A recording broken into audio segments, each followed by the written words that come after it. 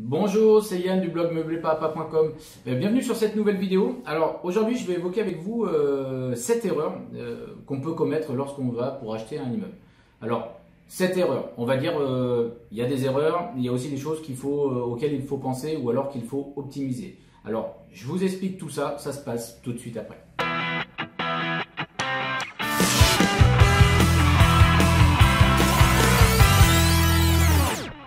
Alors, allons tout de suite sur les erreurs quand on va pour acheter un immeuble. Alors, quand je dis acheter un immeuble, je fais ces vidéos dès maintenant parce que ça peut arriver plus vite qu'on ne le croit. On partait pour acheter un appartement et on se retrouve avec un immeuble. C'est d'ailleurs exactement ce qui m'est arrivé lors de, on va dire, mon premier achat principal.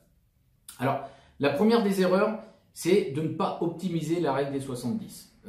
Quand je dis optimiser la règle des 70, en fait, il faut tout faire pour vraiment être un petit peu au-dessous. La règle des 70, c'est vraiment très bien quand vous êtes avec un appartement, une maison, ça reste bien, voire très bien dans certains cas pour un immeuble, hein, si la localisation elle est très très bonne. Par contre, il faut essayer au maximum de l'optimiser. Si vous pouvez descendre jusqu'à la règle des 50, c'est-à-dire que vous remboursez un montant qui représente 50% de vos loyers, il ne faut surtout pas hésiter. Et ça passera par, certainement, en tout cas, par la négociation et l'achat de l'immeuble. Ça pourra aussi passer par quelques travaux, j'en reparlerai tout à l'heure. La deuxième des choses à laquelle il faut faire attention, c'est quand même la localisation. J'ai eu une discussion sur Facebook assez rude, hein, il faut le dire, avec deux personnes notamment, qui, comment dire, prennent beaucoup les gens pour, voilà, enfin, en tout cas, accordent beaucoup d'importance à la localisation des biens et du coup disent que nous, nos conseils en tant que personnes expertes entre guillemets mais qui possèdent plusieurs biens et qui donnent des conseils sur l'immobilier, ils disent que nos conseils peuvent être faussés. Alors je vais en profiter pour répondre à ces deux personnes hein, avec qui nous sommes entretenus.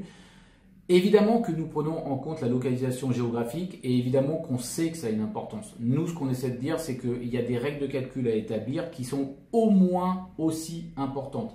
Alors, évidemment que si vous achetez une maison en pleine campagne, que vous n'avez jamais fait un test pour faire de la location, vous ne savez absolument pas s'il y a une demande et que vous croyez avoir fait une bonne affaire, parce que vous vous êtes dit ça va se louer 500 €, évidemment que vous ne faites pas une bonne affaire, puisque vous n'allez pas la louer. Donc ça, moi, je suis entièrement d'accord. Là aussi où je suis d'accord, et c'est pour ça que je le mets attention à cette deuxième erreur, c'est qu'on doit faire attention à la localisation dans le sens où il faut quand même qu'on soit sur des villes assez dynamiques. Voilà, acheter un immeuble si ça existe dans une ville de 200 habitants, peut-être que ça va provoquer quelques soucis, notamment pour la revente plus tard. Donc, attention à la localisation, en plus de la demande locative, c'est-à-dire que si vous pouvez avoir un immeuble quand même dans une zone géographique ou dans une localisation qui est en pleine expansion, évidemment, c'est encore mieux. Ça, je suis tout à fait d'accord avec ça. Maintenant, dans l'immobilier, réunir toutes les conditions, ce n'est pas forcément évident. Donc, je le dis quand même, des fois, des villes de 3 000, de 4 000, de 5 000 habitants, posséder un immeuble dans ces villes-là, il y a beaucoup d'entreprises autour et il y a de la demande. Donc, attention à la localisation, renseignez-vous un petit peu pour voir s'il y a du dynamisme, de l'entreprise qui se crée et des choses comme ça. Troisième chose à laquelle il faut faire très attention, et on n'en parle que rarement, c'est la toiture.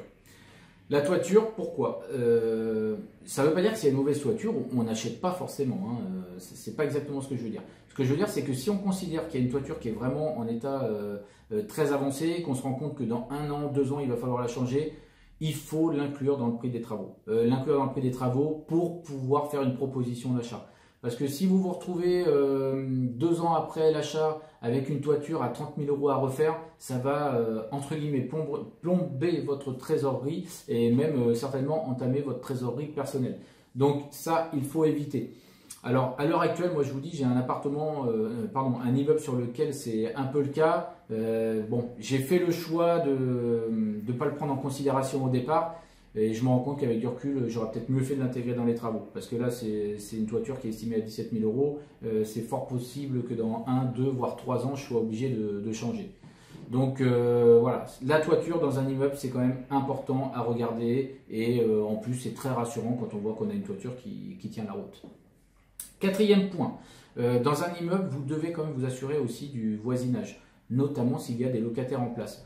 Regardez un petit peu à qui ça a été loué, regardez la zone dans laquelle vous êtes, ça rejoint la zone géographique d'une ville, hein.